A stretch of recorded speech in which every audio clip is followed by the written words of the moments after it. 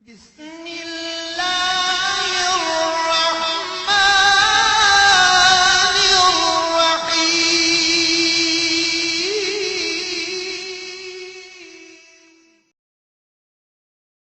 تمام حمد و ثنا، تعریف و توصیف اللہ جل مجدہ الکریم کی ذات و برکات کے لیے، جو خالق کائنات بھی ہے اور مالک شاشہات بھی۔ اللہ جل وعلا کی حمد و ثنا کے بعد رسول رحمت، شفیع معظم، نبی محتشم، حضور ختم المرتبت صلی اللہ علیہ وآلہ وسلم کے حضور ناز میں اپنی عقیدتوں، ارادتوں اور محبتوں کا خراج پیش کرنے کے بعد واجب الاحترام، ذوی الاحتشام، عالی مرتبت ناظرین و ناظرات، السلام علیکم ورحمۃ اللہ وبرکاتہ۔ ماہ سیام رمضان المبارک اپنی تمام توانائیوں، روحانی برکتوں اور رحمتوں کو دامن میں لیے جلوہ گر ہوا۔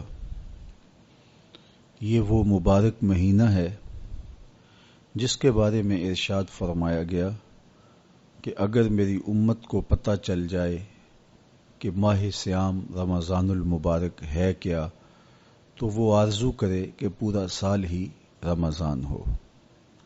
اللہ تعالی جل شانہ کی رحمتیں جس فراوانی کے ساتھ اس مہینے میں برستی ہیں، وہ کسی اور دوسرے مہینے کا مقسوم نہیں ہے۔ جنت کے 8 دروازے کھول دیے جاتے ہیں، جہنم کے دروازے بند کر دیے جاتے ہیں، اور فرمایا کہ ماہ سیام میں شیاطین جکڑ دیے جاتے ہیں۔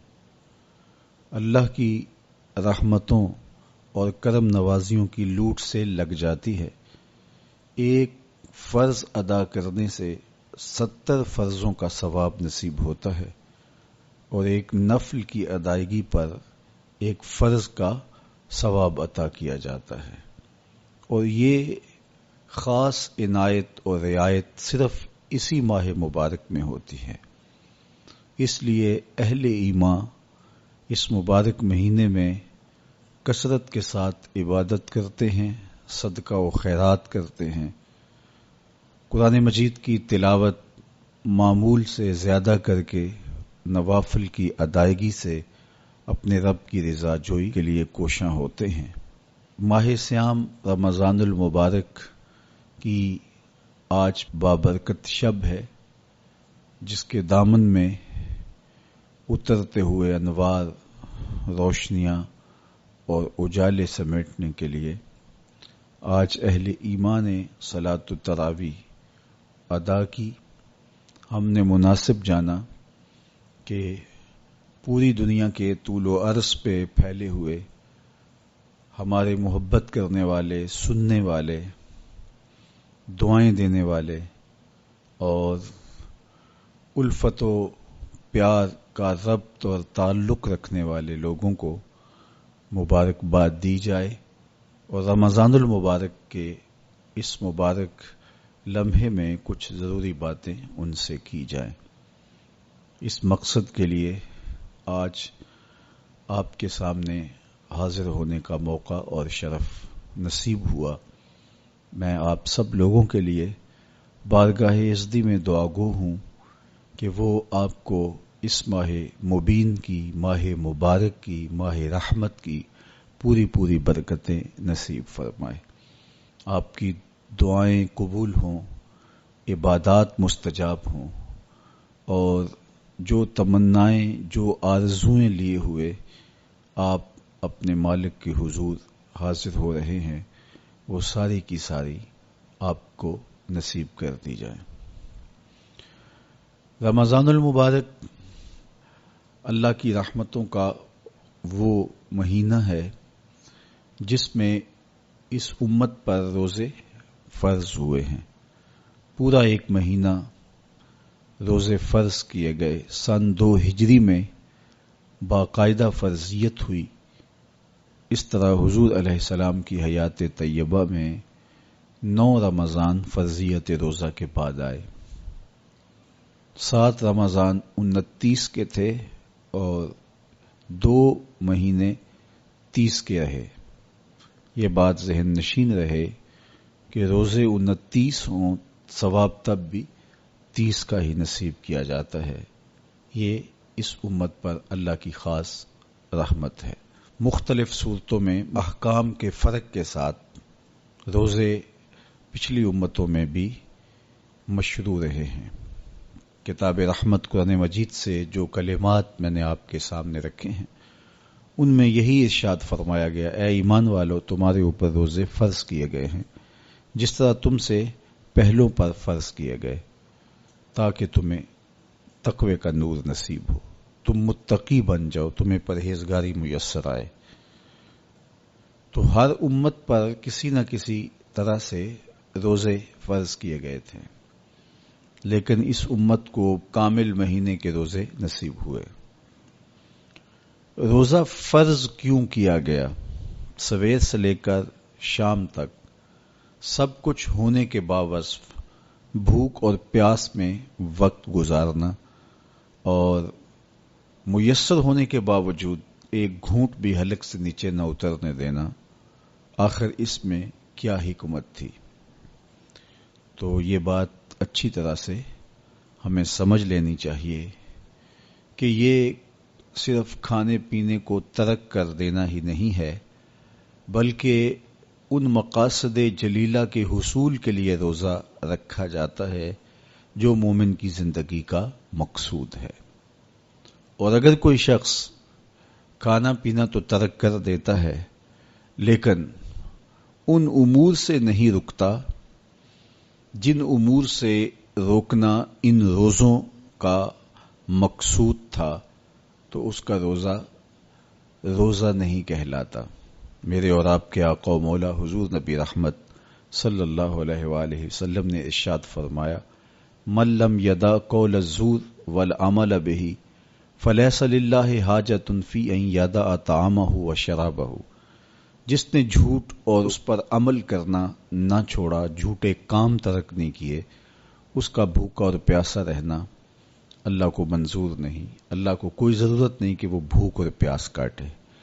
روزے میں تو ان امور سے بھی روک دیا گیا جو امور عام زندگی میں جائز تھے، جو مشروع تھے، مباح تھے، لیکن روزے میں ان جائز مباح امور سے بھی منع کر دیا گیا.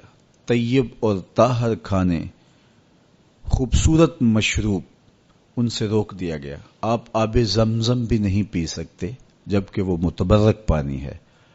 شہر مدینہ کی سرزمین میں اگی ہوئی کھجوریں جب پھل دیں اور ان کے رنگ اور ذائقے آپ کو اپنی جانب کھینچیں، لیکن آپ روزے سے ہیں تو شہر مدینہ میں بیٹھ کر شہر مدینہ کی پکی ہوئی کھجوریں بھی آپ نہیں لے سکتے، اس لیے کہ آپ روزے سے ہیں.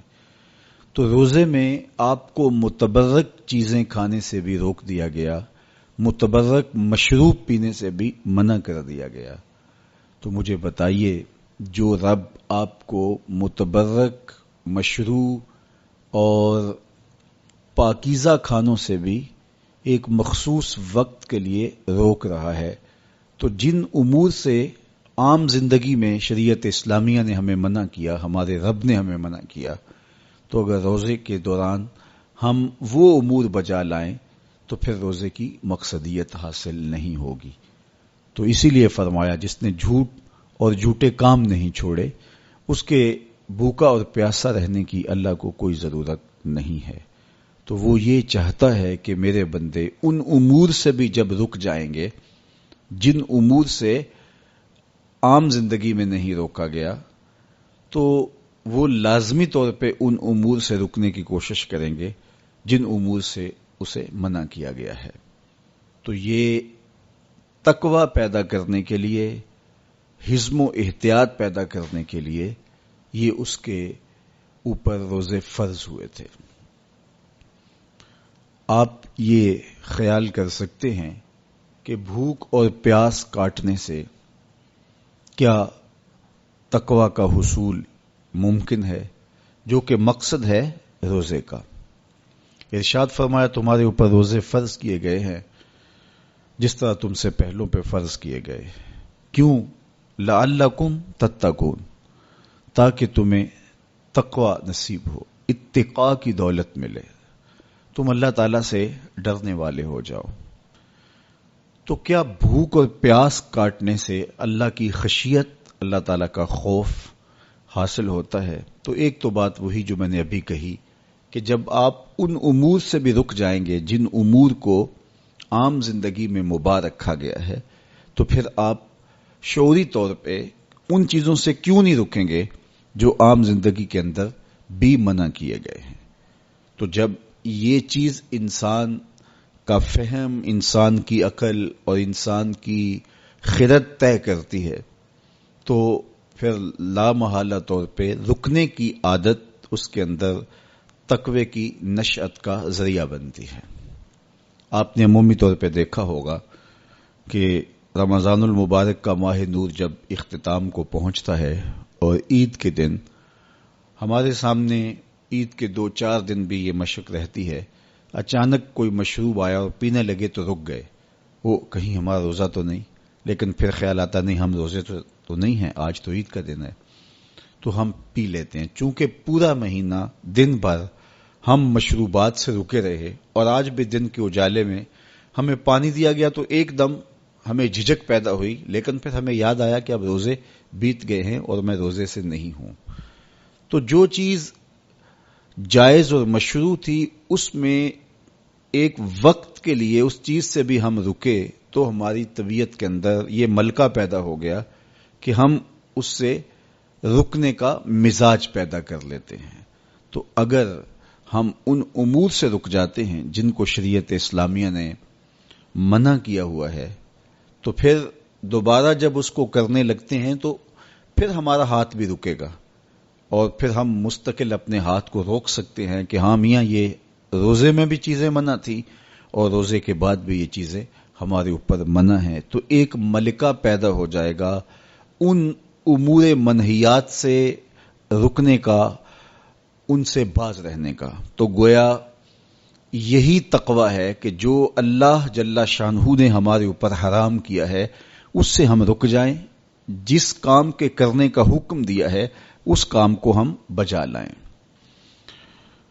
کسی نے تقوی کی یہ تعریف کی اور کتنی خوبصورت تعریف کی کہ جہاں تمہارا رب تمہیں دیکھنا چاہتا ہے تم وہاں پائے جاؤ، اور جہاں تمہارا رب تمہیں نہیں دیکھنا چاہتا وہاں تم نہ پائے جاؤ، تو یہ تقوی ہے.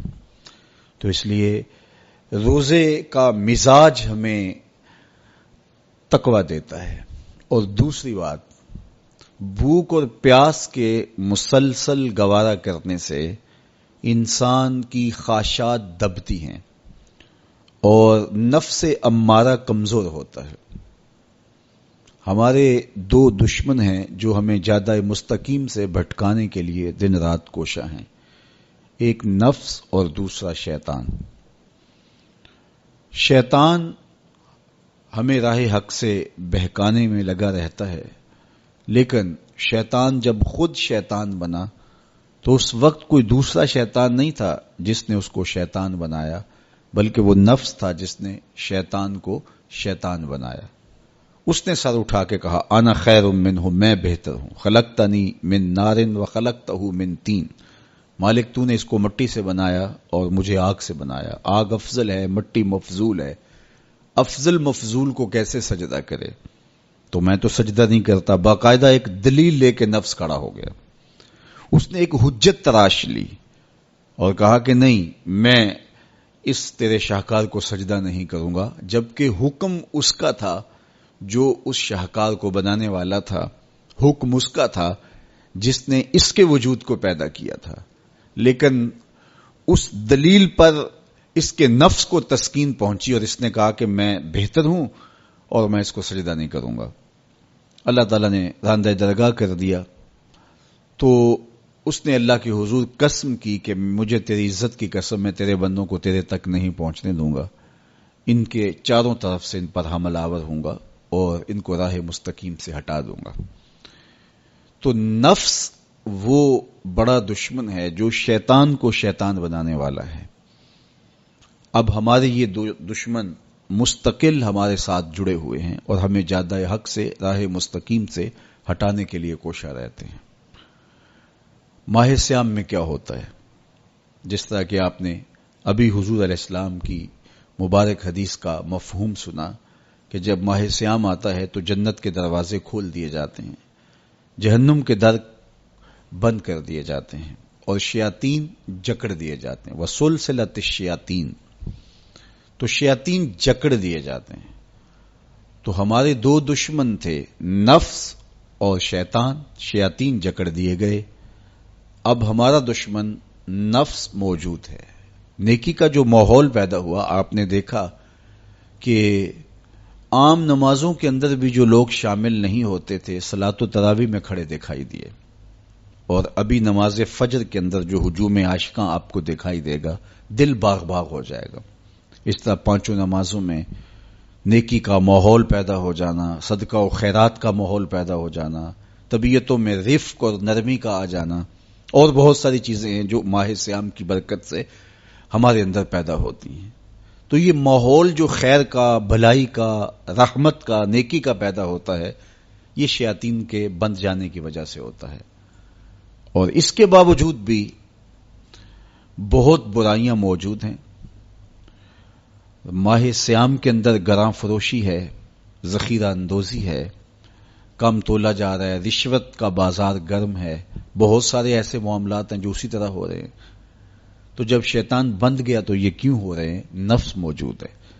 تو نیکی کا ماحول پیدا ہو جانا یہ شیطان کے بند جانے کی وجہ سے ہے، اور گناہ کا پھر بھی مسلسل موجود رہنا یہ نفس کے موجود ہونے کی وجہ سے ہے. اب ماہ صیام کے اندر ہمارے لیے یہ سہولت ہو گئی کہ ہمارے دو دشمنوں میں سے ایک دشمن باندھ دیا گیا، اور وہ ہے شیطان. اب ہمارا مقابلہ صرف ایک دشمن سے ہے اور وہ ہے نفس. اگر نفس کا ہم مقابلہ کر لیں گے تو شیطان چھٹ کے بھی ہمارا کچھ نہیں بگاڑ سکتا، اس لیے کہ وہ مؤثر ہوتا ہے نفس کے ساتھ مل کے. اندر کا بھیتی جب تک نہ ملا ہو تو باہر سے آ کر حملہ آور کچھ نہیں کر سکتا. تو جب تک اندر کے غدار، اندر کے ملے ہوئے شخص قوموں کو برباد نہ کریں تو قومیں برباد نہیں ہوتی، قومیں اپنے پاؤں پہ کھڑی رہتی ہیں. ہم نے تاریخ عالم کا مطالعہ کیا ہے، یہ چیز ہمیں ملتی ہے کہ قوموں کی زندگی میں جو اندر کے ملے ہوئے غدار لوگ ہیں، انہوں نے تباہی اور بربادی اور نقصان اور تکلیفیں کھڑی کی، اور اگر وہ اندر سے موجود نہ ہو تو باہر کے دشمن اس قدر نقصان نہیں دے سکتے. تو یہ نفس اندر کا دشمن ہے، اندر بیٹھا ہوا چھپا ہوا دشمن ہے، اور شیطان باہر سے آ کے حملہ آور ہوتا ہے.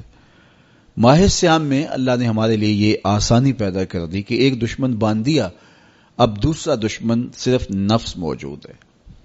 اب اس کو جب ہم قابو کر لیں گے تو شیطان چھٹ کے بھی کچھ نہیں کر سکے گا، ورنہ وہ تو پیچ و تاب کھا رہا ہے کہ یہ جو تم مسجدوں میں جا رہے ہو، یہ ماحول نیکی کا پیدا ہوا ہے، اس کو تو ایک آنکھ نہیں بھاتا. وہ تو حضرت انسان کو برباد کرنے پہ تلا ہوا ہے. اس نے اللہ کے حضور اس کی عزت کی قسم کھا کے کہا تھا کہ میں تیرے بندوں کو تیرے تک نہیں پہنچنے دوں گا، ان کے دائیں بائیں سے، آگے پیچھے سے، چاروں سمتوں سے ان پر حملہ آور ہوں گا. بلکہ فرمایا کہ اگر اللہ نے انسانوں کے لیے محافظ فرشتے مقرر نہ کیے ہوں تو شیاطین انسانوں کو مار ڈالے. ابن آدم کا اتنا دشمن ہے، وہ کہتا ہے کہ جنت سے میں نکالا ہی آدم علیہ السلام کی وجہ سے گیا ہوں، اور اب میں اولاد آدم کو چین سے نہیں بیٹھنے دوں گا، اور ان کو میں دوبارہ جنت میں نہیں جانے دوں گا. ایسے اسباب پیدا کروں گا کہ یہ جہنم کا ایندھن بنے، اور یہ دن رات کوشاں ہے. اور شیطان کے مکر و فریب اور اس کے دجل و تلبیسات کے رنگ بڑے ہیں. ہر ایک کو ایک لاٹھی سے نہیں ہانکتا. ایسا نہیں ہوتا کہ ایک شب زندہ دار تہجد گزار جس کو سحری کی سسکیوں میں لطف ملتا ہو، شیطان اسے کہے کہ جناب تم سحری کے وقت نہ اٹھا کرو اور نوافل نہ ادا کیا کرو. اسے پتا ہے کہ یہ عابد، یہ تہجد گزار میری بات نہیں مانے گا، تو وہ اسے کہتا بھی نہیں ہے. اسے کہتا ہے تم ضرور تہجد پڑھو، لیکن صبح بتا دیا کرو کہ میں تہجد گزار ہوں، میں سحری کے وقت اٹھنے کا مزاج رکھتا ہوں. تو وہ اسے ریا میں مبتلا کرے گا. ایک شخص جس کی طبع میں فیاضی گندی ہے، سخاوت اس کے وجود میں شامل ہے، اس کی مٹی اور خمیر میں رکھی گئی ہے، اب شیطان اس کو کہے کہ تو بخل کر، تو وہ کبھی بھی شیطان کے کہنے سے بخل پر آمادہ نہیں ہوگا. تو شیطان اس کو یہ زحمت دیتا بھی نہیں، اس کو فضول خرچی کی طرف آمادہ کرے گا. ایک شاعر جس کی طبع میں لطافت ہے، نرمی ہے، رفق ہے، وہ شاخ سے ٹوٹتے ہوئے پھول کو بھی گوارا نہیں کر سکتا، تو شیطان اس کو کہے کہ تم کسی انسان کو قتل کر دو، تو کیا ایک شاعر سے ممکن ہے کہ وہ کسی کی گردن کاٹ دے؟ وہ تو شاخ سے پھول جب توڑ نہ سکے. کیا کہا تھا کہ قتل کے حادثے سے کم نہیں شاخ سے گل کا جدا ہونا. تو اب کیسے ایک شاعر سے یہ ممکن ہے؟ تو شیطان اس کی اس طبع کو اچھی طرح جانتا ہے اور وہ کبھی اس کو اس پہ آمادہ نہیں کرتا، اس کو وہ شراب اور شباب کے پیچھے لگاتا ہے. ایک عالم دین جس کا اوڑھنا بچھونا ہی دین ہے اور منبر و محراب کی نوکری اس کی سعادت مندی ہے، اور جب وہ واضح و تلقین اور نصیحت کرتا ہے اس کی روح کو قرار اور باطن کو تسکین نصیب ہوتی ہے. اب شیطان اس کو کہے کہ تو منبر و محراب کی نوکری چھوڑ دے، تو مجھے بتائیے ایک عالم دین منبر و محراب کی نوکری چھوڑ کے گنڈیریاں بیچے گا؟ تو اس کی بات تو نہیں مان سکے گا. تو شیطان اس کو یہ کہتا بھی نہیں ہے، اس کو کہتا ہے تیرے جیسا خطیب بھی تو زمانے میں دوسرا نہیں ہے، بات کرنے کا جو ڈھب تجھے آتا ہے وہ کسی اور کے پاس تو نہیں ہے، جتنا علم تیرے پاس ہے، صغرے کبرے ملانے کا جو فن تو جانتا ہے، لفظوں کی کھال ادھیڑنے کا مزاج جو تیرے پاس ہے، علمی منہ شگافیاں اور دقائق کا جو علم تیرے پاس ہے وہ کسی اور کے پاس بھلا کب ہے؟ تو وہ اس کو تکبر میں مبتلا کر کے اس کی متاع زندگی کو لوٹنے کی کوشش کرتا ہے. تو اس کے وار ہیں، اس کے حملے ہیں، اس کے جال ہیں جو پھیلا کر کے اس دام تزویر کے اندر لوگوں کو پھانس لیتا ہے. تو شیطان انسان کا دشمن ہے، دن رات انسان کو برباد کرنے کے لیے تلا ہوا ہے. میرے اور آپ کے آقا و مولا نے ارشاد فرمایا الشیطان جاسم علی قلب ابن آدم فاذا ذکر اللہ خنسا واذا غفل وسوسا. شیطان اولاد آدم کے دل پہ قبضہ جما کے بیٹھ جاتا ہے، جب یہ اللہ کا ذکر کرتا ہے تو بھاگ جاتا ہے، جب یہ ذکر چھوڑتا ہے تو وسوسہ اندازی کرتا ہے. تو شیاطین تو انسان کو مار ڈالنے پر آمادہ ہیں، اور وہ ایک لمحہ بھی نہیں چاہتے کہ یہ نیکی اور خیر کی کسی راہ کا مسافر ہو. تو ماہ رمضان میں شیطان بندہ ہوا بھی ہو اور انسان نیکی کے ماحول پہ ہوں، نیکی کی راہوں پہ ہوں، سجدوں میں اللہ کی حضور آنسوں کا خراج دے رہے ہوں، قرآن مجید کی تلاوت معمول زندگی ہو، تو شیطان کو تو ایک آنکھ نہیں بھاتا، وہ تو کہتا ہے بس میں چھٹ لوں، پھر عید کے دن ہی نپٹ لوں گا تم سے. اب اگر شیطان کے چھٹنے سے قبل ہم نے نفس کو کنٹرول میں کر لیا، قابو میں کر لیا، تو شیطان چھٹ کر بھی کچھ نہیں کر پائے گا، ورنہ وہ نفس کے ساتھ مل کے اور زیادہ ہمیں بگاڑنے کی کوشش کرے گا. اس لیے یہ ہمارے لیے ایک اہم اور سنہری موقع ہے کہ ہم نفس پہ قابو پا لیں. اب وہ کیسے پایا جا سکتا ہے؟ روزہ نفس کو کنٹرول کرنے کا ایک مؤثر ذریعہ ہے. خود روزہ نفس امارہ کو قابو کرنے کا ذریعہ ہے، اس لیے کہ نفس 3 چیزوں سے کمزور ہوتا ہے. حضرت شیخ فرید الدین عطار رضی اللہ تعالیٰ عنہ فرماتے ہیں نفس نتواں کشت اللہ باسے چیز بات و گوئم یاد گیرش اے عزیز. نفس نہیں مرتا، لیکن اگر 3 چیزیں ہوں تیرے پاس تو پھر نفس کو قابو کرنا کوئی مشکل بھی نہیں ہے، اس کو کمزور کرنا کوئی زیادہ مشکل بھی نہیں ہے. وہ 3 چیزیں کون سی ہیں؟ خنجر خاموشی و شمشیر جو، نیزائے تنہائی و ترک ہجو. خاموشی کا خنجر، بھوک کی تلوار اور تنہائی کا نیزہ. یہ 3 چیزیں نفس کی کمزوری کا سبب اور ذریعہ ہیں. اب روزہ ان 3 چیزوں کو پیدا کرتا ہے. بھوک اور پیاس کے ذریعے سے نفس کمزور ہوتا ہے، تو روزہ بھوک اور پیاس ہے. اور میرے اور آپ کے آقا و مولا نے ارشاد فرمایا یا معاشر الشباب من استطاع منکم الباءۃ فلیتزوج فإنه اغض للبصر واحسن للفرج فمن لم يستطع فعليه بالصوم فَإِنَّهُ لَهُ وِجَاءٌ، اے جوانوں کے گروہ، تم میں سے اگر کوئی نکاح کرنے کی طاقت رکھتا ہے تو دیر نہ کرے، فوری نکاح کر لے، اس لیے کہ یہ نظر اور پاکیزگی کا محافظ ہے۔ اور اگر کوئی نکاح کرنے کی فی الحال پوزیشن میں نہیں ہے تو وہ کثرت کے ساتھ روزے رکھے، اس لیے کہ روزے قاطع شہوات ہیں، تو بھوک خواہشات کو کمزور کرتی ہے۔ دوسری بات، تنہائی یہ مجلس کے شر سے بچانے کا ذریعہ ہے، چونکہ چند مجلسیں ہوتی ہیں جو انسان کے لیے خیر لاتی ہیں، زیادہ اختلاط لوگوں کا سوائے نقصان کے اور کچھ نہیں دیتا۔ اس لیے العافیت فی العزلہ فرمایا گیا کہ عافیت تنہائی میں ہے۔ ہمارے مشائخ فرماتے ہیں کہ سالک کے لیے سب سے بہتر جگہ اللہ کا پاکیزہ گھر مسجد ہے، یا پھر کامل شیخ کی صحبت ہے، یا پھر تنہائی۔ چوتھی جگہ سوائے ہلاکت کے اور کچھ نہیں ہے۔ اچھے لوگوں کی صحبت یقیناً اچھائی کا رنگ دیتی ہے، اور مسجد کی حاضری، مسجد کے اندر وقت کا گزارنا یقیناً باطن کے سنوارنے کا سبب ہے، نہیں تو پھر تنہائی ہی بہتر ہے۔ اور بری مجلس سے، برے جلیس سے، برے ساتھی سے تنہائی ایک بہت بڑی دولت ہے۔ تو رمضان المبارک کے مہینے کے اندر ہم عبادات کی وجہ سے بہت سارے معاملات سے کٹ جاتے ہیں اور ہمیں تنہائی میسر آتی ہے۔ اور تیسری چیز فرمایا خاموشی کا خنجر۔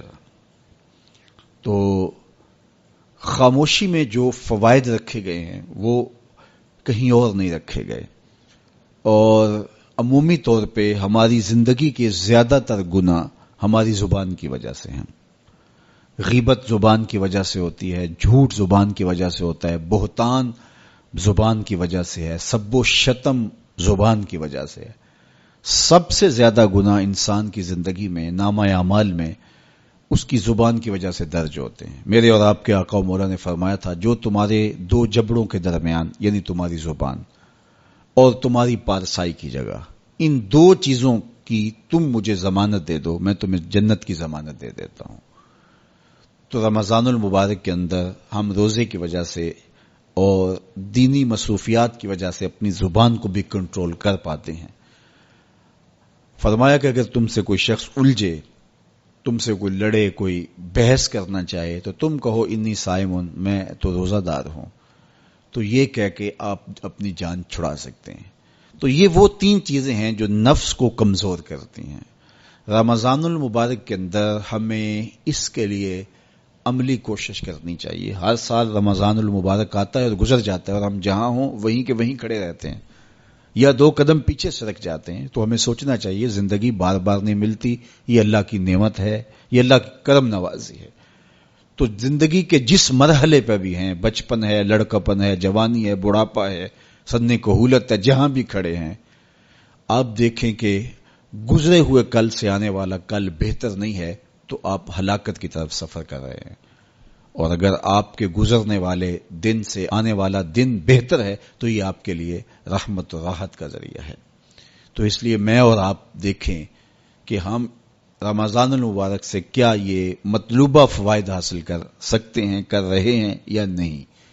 تو ہم اپنا جائزہ لیں، ابھی پورا مہینہ ہمارے پاس پڑا ہوا ہے، ہم عزم کریں کہ ہم اپنی زبان کو کنٹرول کریں گے، ہم بری مجلس میں نہیں بیٹھیں گے، ہم اپنی آنکھوں پر حیا کے پہرے بٹھائیں گے، اپنے خیالات کو قابو میں رکھنے کی کوشش کریں گے۔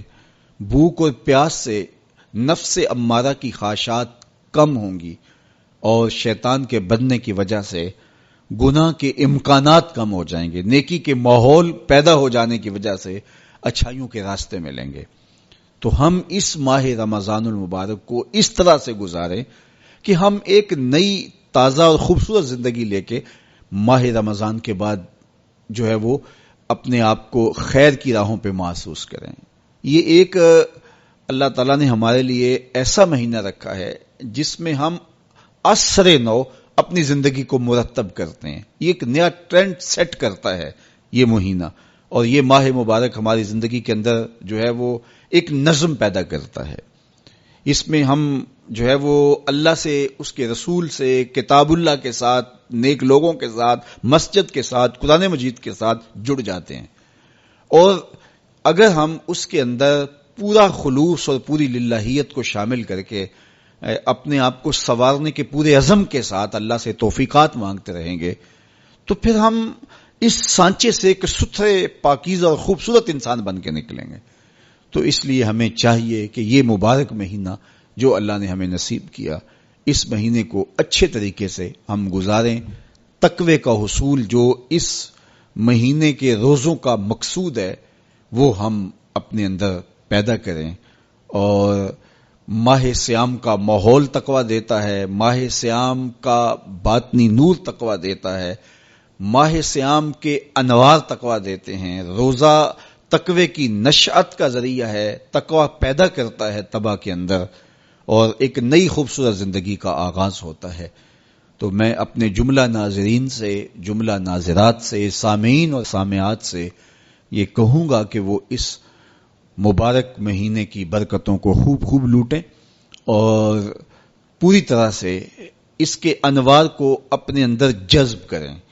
جو روشنیاں اور جو فضاؤں کے اندر نور بکھرا ہوا ہے اس کو اپنے اندر اتار لیں اور پوری طرح سے اپنے اندر اس کو جذب کر لیں. پورا مہینہ جب ایک پاکیزہ ماحول میں آپ رہیں گے اور شرور سے، شر سے، بری مجلسوں سے، برے جلیس سے آپ بچنے کی کوشش کریں گے تو ایک مہینہ طبع کے اندر ایک مؤثر تبدیلی لانے کے لیے کافی ہوتا ہے. اور پھر اللہ تعالیٰ نے ہمارے لیے یہ کرم نوازی کیا ہے کہ ہر عمل کا اجر 70 گنا بڑھا دیا ہے. تو گویا ہم ایک قدم اٹھاتے ہیں تو 70 قدم آگے بڑھ جاتے ہیں. تو یہ ہمارا سفر تیز کر دیا جاتا ہے اور ہم تیزی کے ساتھ چل رہے ہوتے ہیں. اور ایک مہینہ گویا 70 مہینوں کے برابر ہو جاتا ہے. تو 70 مہینے مسلسل بندہ ایک نیکی کے ماحول میں رہے تو اس سانچے سے جب باہر نکلے تو پھر وہ کیسا نکھرا ہوا اور پاکیزہ انسان ہوگا. تو اس لیے ہمیں اس ایک مہینے کو پوری توجہ کے ساتھ صرف کرنا چاہیے اور اس کے ایک ایک لمحے کی قدردانی کرنی چاہیے. تو دیکھنا پھر یہ مہینہ کس طرح زندگی کے اندر ایک نئی خوبصورت تبدیلی پیدا کرتا ہے. میں آپ سب لوگوں کے لیے دعا کرتا ہوں کہ اللہ اس ماہ مبارک کو، اس ماہ رحمت کو، ماہ نور کو میرے لیے، آپ کے لیے کرم نوازیوں اور رحمتوں کا ذریعہ بنائے اور اپنی خاص کرم نوازیوں سے ہم سب کو مالا مال کرے. اللہ آپ کا میرا حامی و ناصر ہو. وآخر دعوانا ان الحمد للہ رب العالمین.